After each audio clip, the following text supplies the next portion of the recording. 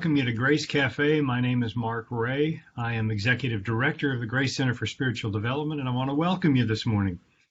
We've got two guests this morning. It's a first for us here at Grace Cafe, so we're hoping that the split screen is going to bring them fully to life for you this morning.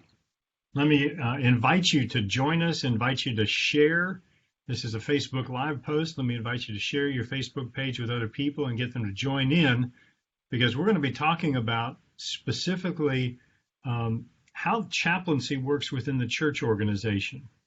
So if you're at all interested, if you're a member of a church, if you're a part of a church, if you're wanting to understand the pastoral heart of a church, this is the conversation for you to be a part of. My guests this morning, Chaplain Ken Schlenker, who was my guest a couple of weeks ago, and we talked through a number of things related to chaplaincy. Ken, welcome this morning. Glad to have you back again. Thank you, Mark. Also, Steve Neuwoehner, my good friend from Dallas. Steve is Director of Grace Center for Spiritual Development, there with his Grace Cafe mug. Got to grab your Grace Cafe mug while you can. And Steve is responsible for the expansion of Grace Center for Spiritual Development in and around Texas and beyond, as well as the movement of the chaplaincy program through the church ministry. So I want to welcome you both this morning. It's good to see your smiling faces. We got a lot to cover in a short period of time. So let me invite everybody once again, go grab your favorite cup of coffee and your favorite mug, your cup of tea, and come sit and join us. This is Facebook Live, so you can also send your questions in through Facebook, and we can pick those up if you've got questions for either one of these two gentlemen. So let me launch in. Ken, let me make sure we've got you. Can we hear you? Say good morning. Yep. Good morning. Oh, we got him. Steve, good morning to you Yes. too. Good. Good morning. There is something brand new that has been introduced. And Steve, let me address this to you first. And then Ken, I'm going to circle back around and kind of get some of the background for this. But Steve, you've developed something specifically for the translation of the chaplaincy into a church ministry. They're called care teams. Give us kind of an overview, 30,000 foot level. Don't dive down deep with this yet, but 30,000 foot level on what are care teams? What's the heart behind a care team? Oh, well, the heart behind the care team, of course, is the Good Samaritan in our call and our commission by the Lord Jesus Christ, not only to love him with all of our heart, mind, soul, and strength, but to love one another and to reach out to one another. And so having walked with the Lord for 40 some odd years, it's been my heart to go out and to meet people. And so the care team ministry within churches is truly our calling. When we look around, sometimes in church, we see a lot of people sitting in the church, but we've been commissioned to go out and to love others. And so the care team ministry is all about meeting the needs, people who are in crisis, and also people who are experiencing other wonderful things, such as weddings and such. Yeah. But the whole idea behind care team ministry is, with all the crises that are occurring throughout our society, throughout our culture, not just in the church, but outside the walls of the church, they're everywhere. And oftentimes, the church thinks it's the pastor's responsibility, the senior pastors, but they're really busy. We've all been called as the body of Christ to reach out. And so we've put together a program called Care Team Ministry in collaboration, thankfully, with Senior Chaplain Ken Schlenker, who is such a great professor and teacher of chaplaincy skills.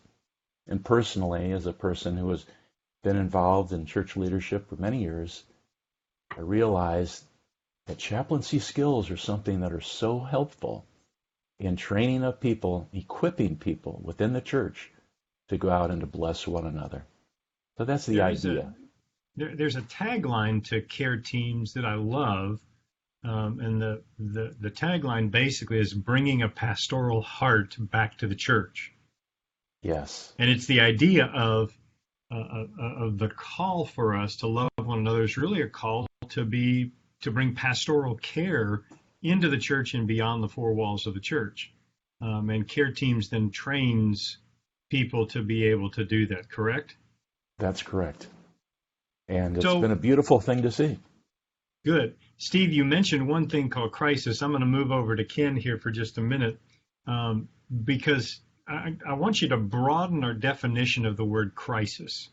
Because when I think of crisis, I think of tragedy. But crisis, and most of us aren't equipped to jump into the midst of a tragic circumstance. But the word crisis could, especially in a church ministry, could really be expanded. Walk me through just some of the expansion of the idea of what a crisis might entail. Basically, when somebody is placed into a situation that's overwhelming, any of those situations has the potential to put the person into a position that they're not able to function or cope. And with that definition, it could be anything.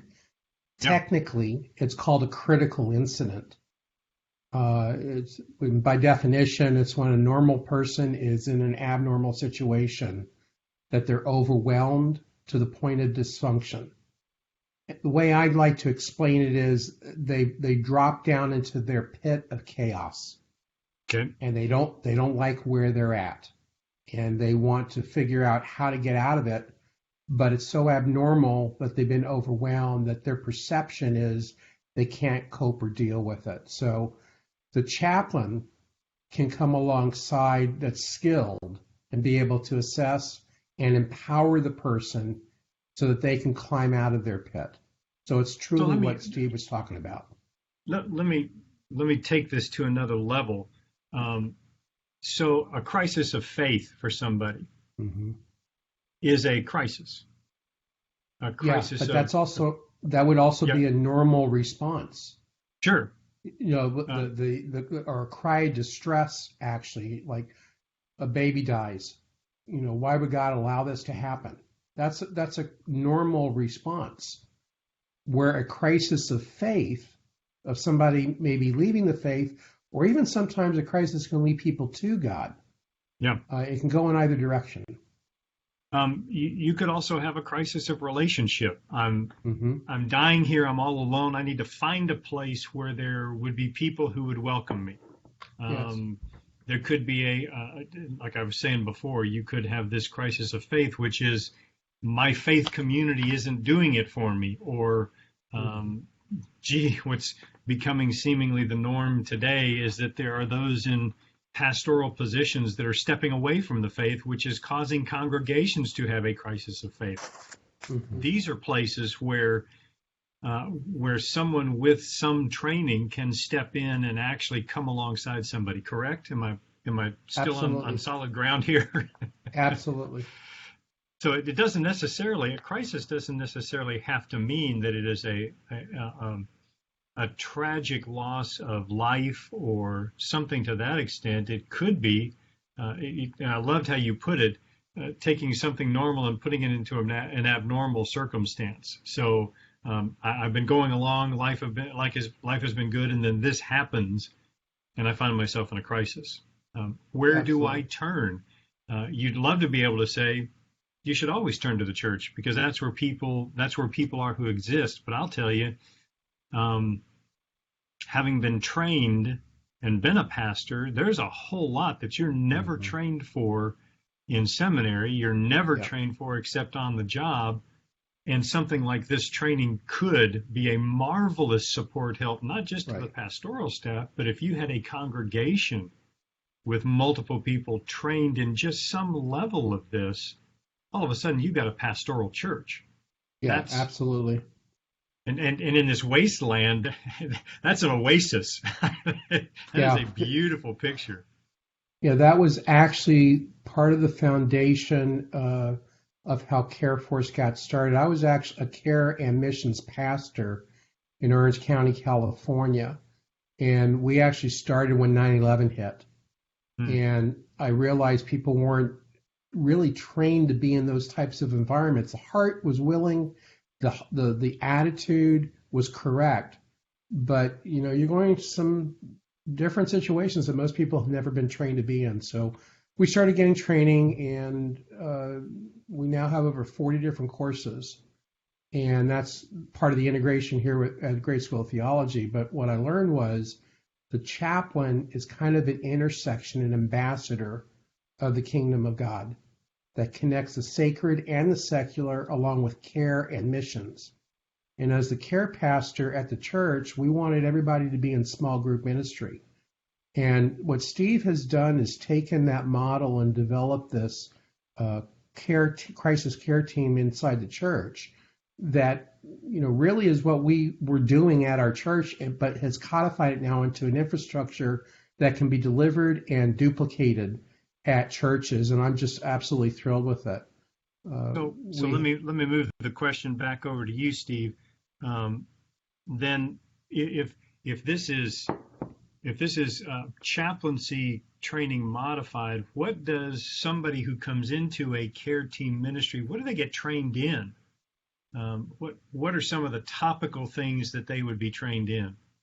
Oh, that's a good question, Mark, because there are some really key principles that we must address because of all these various crises. And as you know, people oftentimes are reluctant to address them unless they know something. And so what we're creating and have created are several modules that will address things.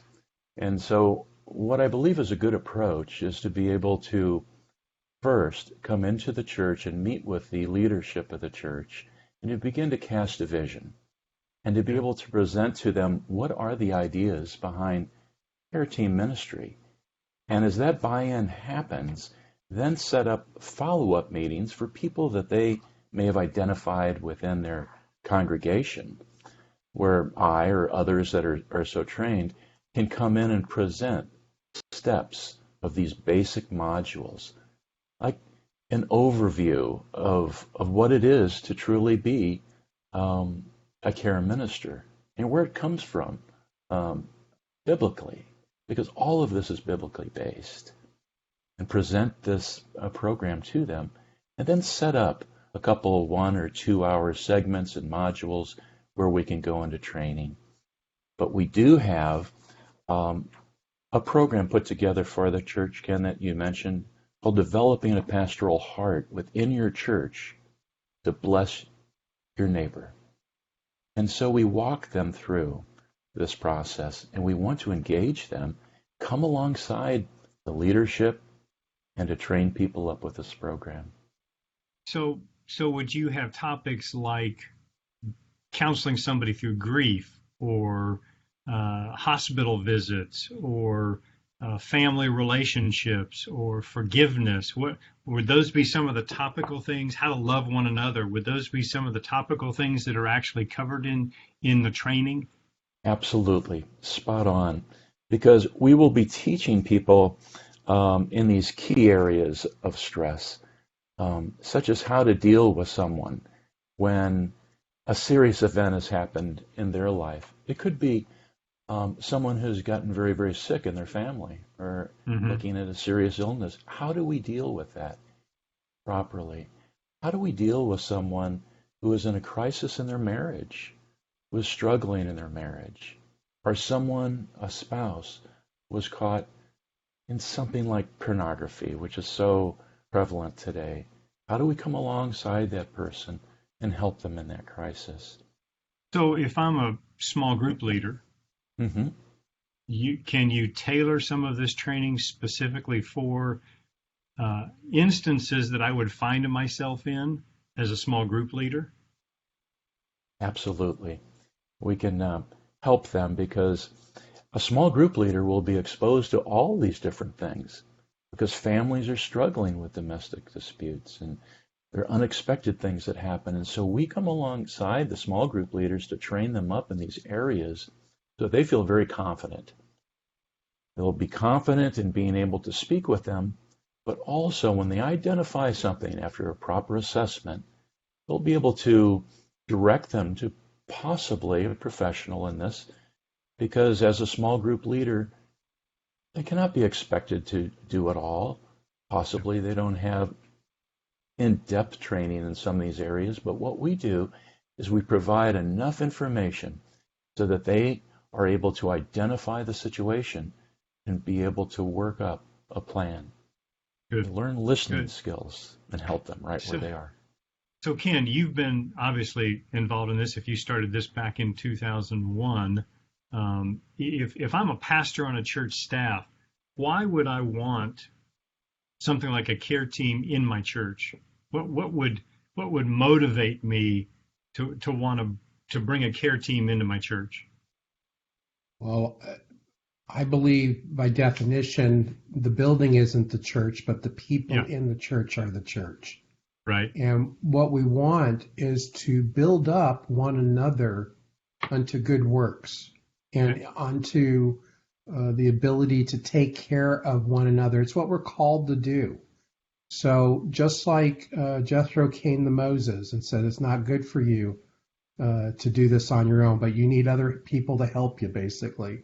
That's kind of the principle. And that's actually what we did. We took the the people that we had trained for chaplaincy for disasters and realized, like all the things that Steve was talking about just now, those are disasters in individuals' lives. Right. And as you both know, I came from a Jewish faith, and the rabbis had two blessings over the bread, the ones over the special occasions of the year and the daily blessing. And they believed that the daily blessing was more miraculous than the single occasions of the year. And that kind of got into the formation of why CareForce came into existence, because what we ought to be doing biblically is truly sacrificial, other-focused, empathetic love of God and of others. And by raising up the congregation from a biblical perspective to learn how to take care of one another, the world will come to know us because of the love that we demonstrate. And that exact same love is what should be happening in the world. So as a pastor, I'd want to have everybody in the church trained from a biblical perspective, because our ministry is 24/7, 365. It's where we are. I have a class of 50 students, and I'll ask them how many are in full-time ministry, and the two pastors' hands go up. It says, okay, put them down. And then I ask, how many of you are believers? All the hands go up. And I ask, how many of you in full-time ministry? And then everybody finally gets it.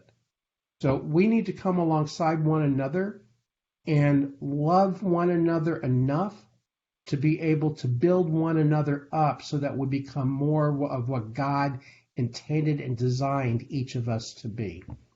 So then for a pastoral staff, this is training for boots on the ground. Absolutely. Pastoral boots on the ground. And if you're a church member, then one of the questions has always been, well, where do I get involved? How do I serve?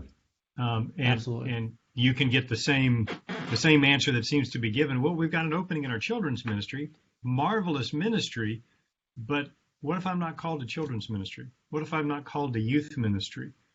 Where else do I serve? I'm not on the worship team because I can't sing. Where else do I serve? This is an opportunity to be trained where you could serve in any capacity, anywhere, not only in the church, but outside the four walls of the church. Absolutely. When we look at Deuteronomy 6:5-9, which is the foundation of the Great Commandment, and Leviticus 19:18, it says specifically, you shall talk about this when you lie down, when you rise up, when you go out, when you go in. I'm sorry, is there any other time or place that we're not supposed to be doing this? Yeah. It's everywhere all the time. Ministry and service and ministry is that which is always present in front of us and around us. So being the church and the demonstration of that self-sacrificial, other-focused love that's defined in Deuteronomy 6:5 via hafta, a chav, verb. It's an action. It's not a noun. It's not a state of being or a quality of existence. That's what we're supposed to be doing all the time. So what this will do is it comes alongside pastors in the church and works with them to help develop and empower people to be ministers 24/7, 365, and not be afraid of entering into the trauma of other people, but being the church in the midst of crisis in other people's lives. So the great segue to this. So Steve, when you present care teams, this is not just training for the congregation. This is also training for the pastoral staff, because I'm here to tell you, you don't get this type of training unless you go to Grace School of Theology, which we offer a master's degree in this. But, One of the first. Yeah, but primarily this kind of training is not it's not taught in seminaries. This type of pastoral training is not taught in seminaries. I had a pastor friend of mine who said, I got to get off this phone call because I'm headed down to have a hospital visit with a guy who's dying from cancer, and I have no idea what to say to him. Mm. That's not an unusual scenario, because that training, we know how to exegete the word, we know how to preach a sermon, we know how to teach, but and I'm sorry, when you're called to pastoral ministry, which we all are, thank you, Ken, for the reminder of that, we're all called to pastoral ministry because we're all called to love each other. But how often have you been taught what that looks like? That's right. Go to the upper room and Jesus washes the disciples' feet. How does that translate into how do I serve someone else, showing them how I love them? This could be that kind of training, correct? Oh, you're so spot on, Ken, because all of the pastors that I've met with over the years, you're so right. If they've been through seminary, most have, but rarely has anyone taken more than 1, 2, 3 hours worth of class on pastoral care. And that's difficult. And that's what motivated me so much to get more involved in learning how to do this. And it's such a wonderful thing to come alongside the pastors, because they have a very difficult process. As you mentioned, they do a great job exegeting the word, preaching, coordinating things, and so forth. But our responsibility is to come alongside them, the elders, the deacons of the churches, and so forth, and to help train them up and find out how can we come alongside you and help you train. And so that they become familiar with these basic things, so that they know how, when a relationship is in danger, how to address it, or when people are hurting themselves, such as children cutting themselves, or drug abuse and so forth. How do we deal with that? These are things that we address and help them with. Living with physical problems of disease, and oh my goodness, a child with special needs and so forth, or a bad injury or mental health. We help them to learn how to deal with this in our programs. These are critical things to help them. And so it is not just the body, it is the pastors, but we're there to serve the pastors and the leadership in any way that we can. And oftentimes it is by training up the flock and helping them under their direction. So Ken, how would care teams be different from other offerings for churches out there for similar types of programs? How does this differ? I mean, in other words, why as a church would I say, that's the program I want to bring in inside the four walls to train my people and send them out? Why care teams? The program is going to be in a process that takes people deeper and deeper into understanding of the different issues. So it's going to start off with basic level, and then help to set up an infrastructure within the church, and then provide the training for those people. And then some of those people may want to go on and get some additional training on issues like suicide, for example, or domestic violence, or that type of stuff. So it can grow into something that not only, and those issues happen inside the church, which is unfortunate, but it does happen. And like has been stated, those types of issues don't generally get covered at seminary. But they're facts of life that we're thrust into as pastors to have to deal with.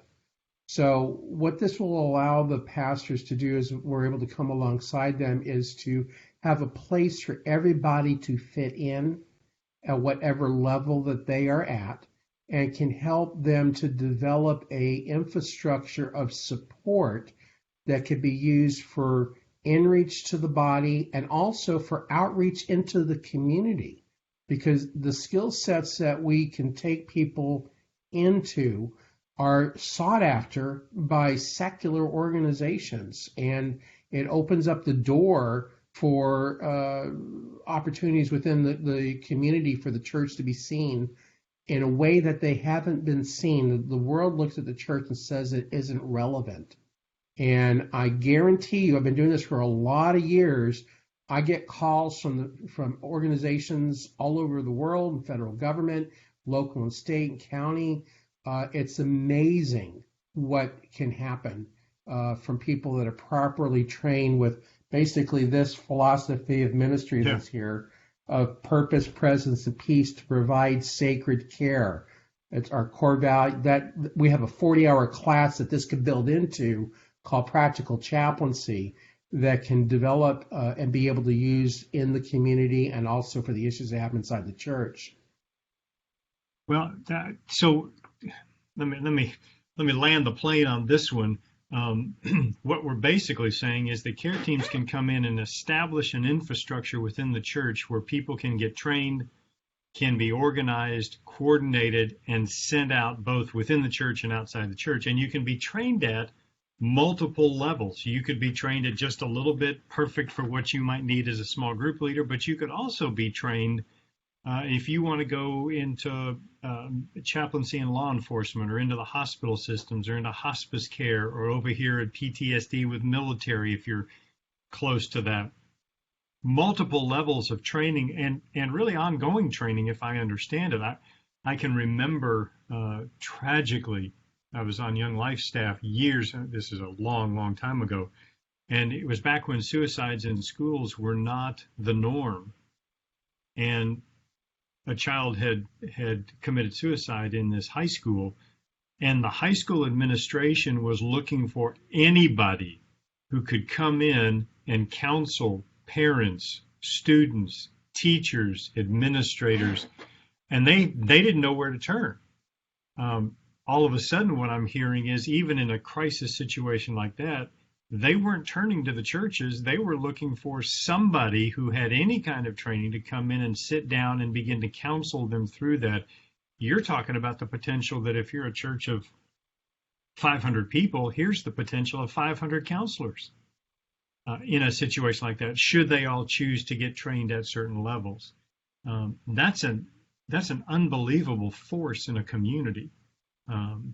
Should they be trained, and that's on a different level than some of the programs that are out there, because this is not only build the structure, but this is train the people at multiple levels, and continue training them for use inside the church and outside the church. That's pretty significant. Yeah, that's exactly what Care Force is about, because the situation you just described is actually what we not only do, but train people to do, to go into the church, the schools, and to help with those types of situations. But I'd like to back up, because you used the word counselor, and I need to define this, because in thinking of a process, of a series of events, at the moment of the crisis, the skill set that is needed there is assessment capability, active listening, communication skills, and critical incident stress management, crisis intervention. That's the moment somebody goes into the pit. Now, sometimes people are stuck in the pit and they need continued help after they've kind of somewhat come out of it, such as post-traumatic stress injury, soul wounding, moral wounding. That's where counseling comes in.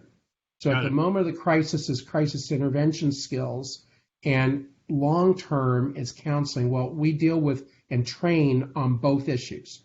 So from the church's perspective, both of those issues can be empowered into the congregation at the church to have the body take care of the body, and also to have the church leave the building into the world and be the church in the world.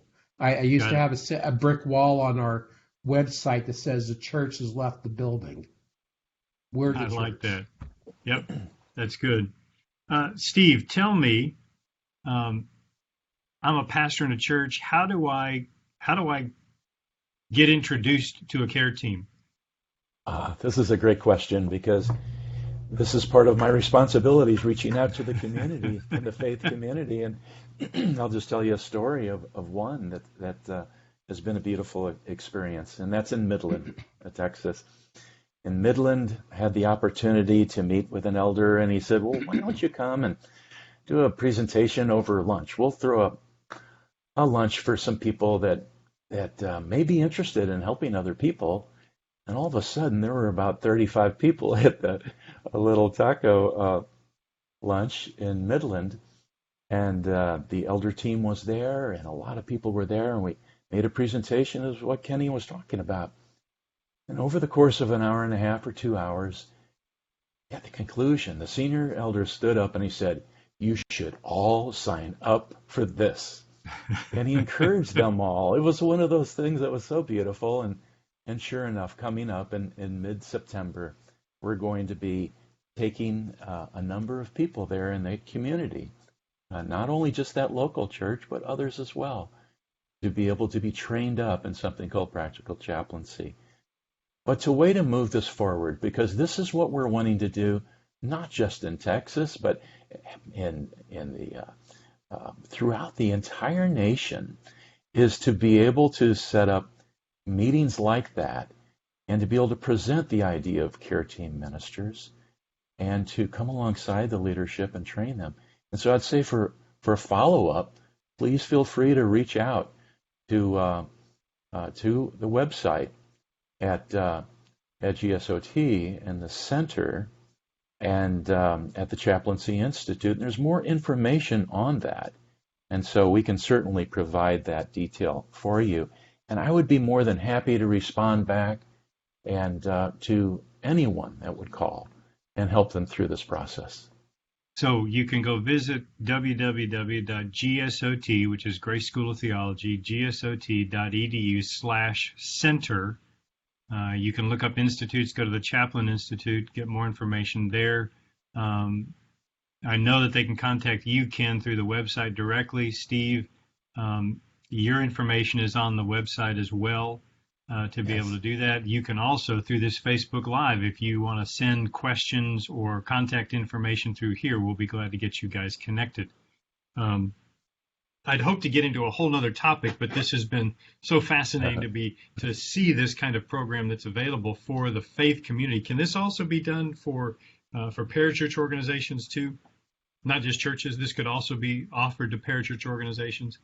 Okay. Absolutely. Yeah. I'm doing that right now with one, in fact, in the Dallas-Fort Worth area that's expanding. And I met with about 40 men. It's a men's ministry. And have been given permission to be able to share this concept with others. Well, I've begun Friday mornings at 6:30, gathering together with a group of men and taking them through this process. And guess what?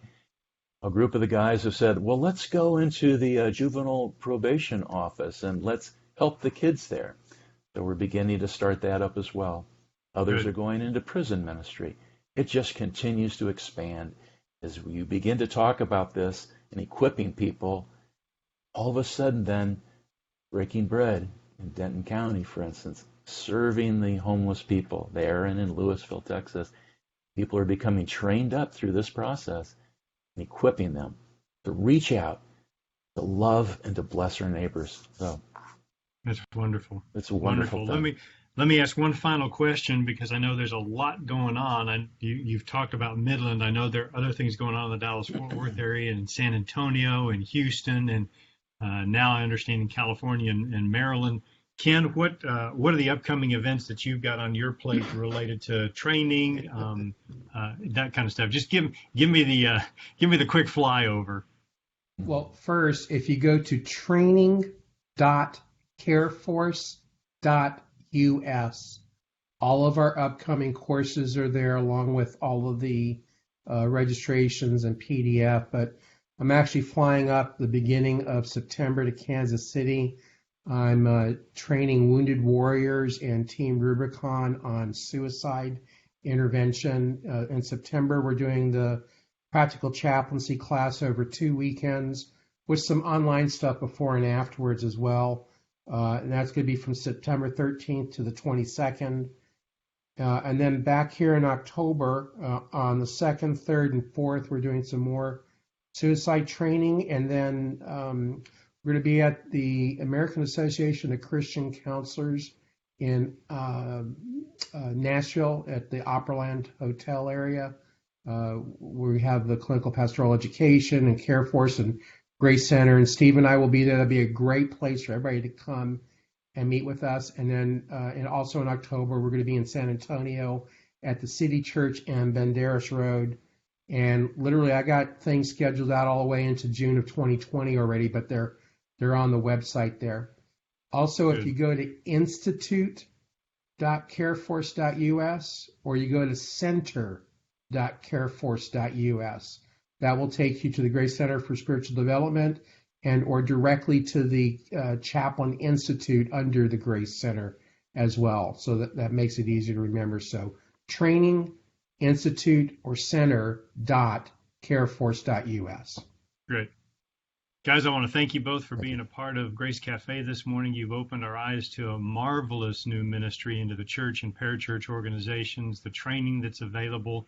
This is, I continue to be astounded at the fact that church members never really get trained in anything. They come, they listen to a sermon, they do a little worship, they fellowship a little bit, they serve in some ministries, but no one ever really takes the time to really sit down and train them in life skills, if you will, because every one of us is going to experience. I mean, Christ was very, very, very honest when he said, "You will experience trouble in this world." This is an opportunity for anybody in the church to be trained in skills to handle those troubles and to come alongside their neighbors, friends, relatives, co-workers when they have those issues and actually be the face of Christ in the midst of that time. Thank you, Ken. Thank you, Steve. Appreciate your time this morning. I know we'll have you back on to see how things are going. Thank you all for visiting us here at Grace Cafe. If you have questions, you can send them to gsot.edu/center. And we'd be happy to follow up with you on how to get you connected into Steve and to Ken to bring care teams into your parachurch and church organizations. Guys, thanks again. Thank you all for being here with Grace Cafe. We look forward to next week. We'll get an opportunity to hear from Gary Kiker, a good friend of ours, and talk to him about more in the counseling area. So thanks for being with us this morning. Guys, appreciate it. Talk to you soon. Thank you. Bye. Bye all.